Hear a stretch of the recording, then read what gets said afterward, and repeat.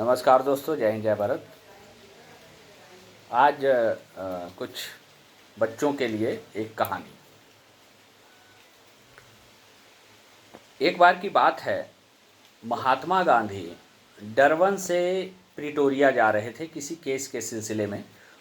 उन्हें ट्रेन से जा रहे थे और फर्स्ट क्लास का टिकट लेकर के फर्स्ट क्लास बॉगी में जा कर के बैठ कर के जा रहे थे।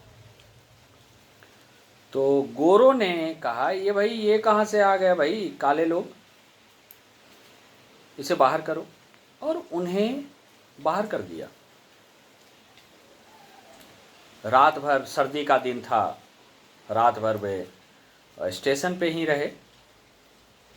अंदर वेटिंग हॉल में भी नहीं जा सके क्योंकि वहाँ अंग्रेज लोग बैठे हुए थे, गोरे बैठे हुए थे। अंग्रेज नहीं कहिए, गोरे लोग बैठे हुए थे। अब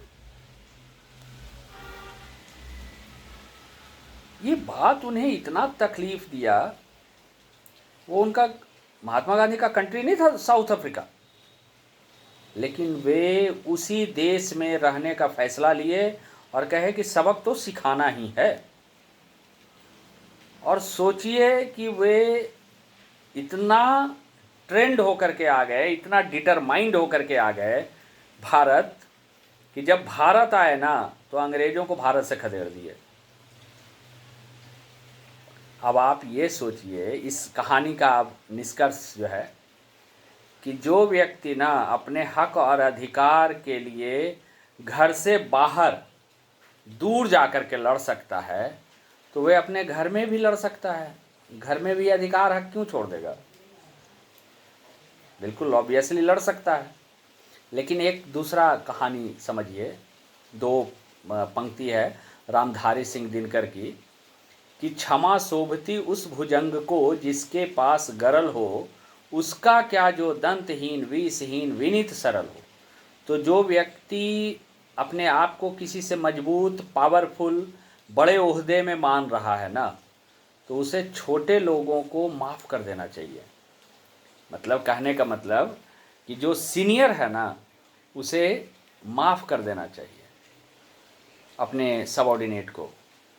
और मेरा यही उसूल रहा है। रामधारी सिंह दिनकर की पंक्ति को मैं हमेशा जेहन में रखता हूँ कि कभी भी अपने से कमज़ोर के साथ आजमाइश नहीं करता हूँ। जब भी आजमाइश करना है, जब भी हक अधिकार की बात करना है, तो अपने से ताकतवर के साथ, अपने से बड़ों के साथ, अपने से मजबूत ओहदे वाले के साथ।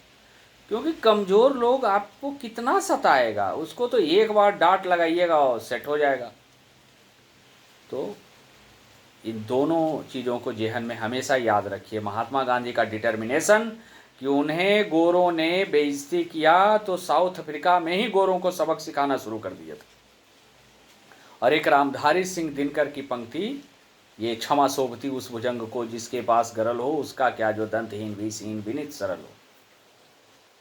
ये दोनों पंक्ति को कि अपने से कमज़ोर के साथ कभी भी झगड़ना नहीं चाहिए। कहने का मतलब आपको क्षमा शोभेगा, छोटे को माफ़ कर दीजिए, छोड़ दीजिए। ये है इसका मतलब। जय हिंद जय भारत।